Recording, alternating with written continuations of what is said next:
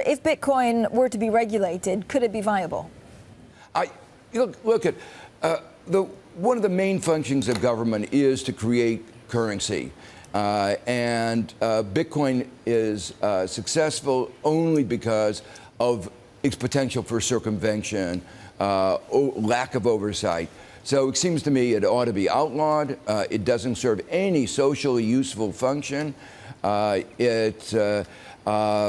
ought to just go back to what we always have had, and this is just a bubble, as several of your commentators have already pointed out. It's a bubble that's going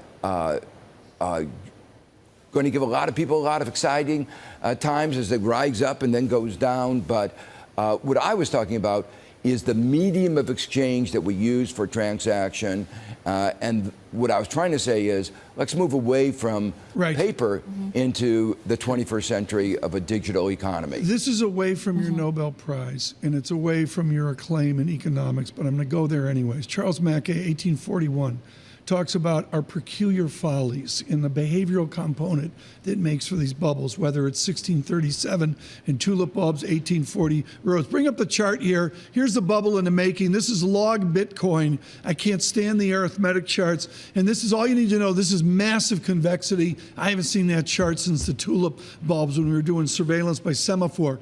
Professor Stiglitz, they're relying on a Marxist theory of value. They're going back to middle Marx and looking at the value of exchange. It's smoke and mirrors, isn't it?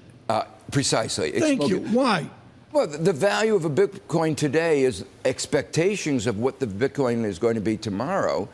If the government says, look at the reason Bitcoin is being used is the circumvention, they could close it down at any moment, and then it collapses.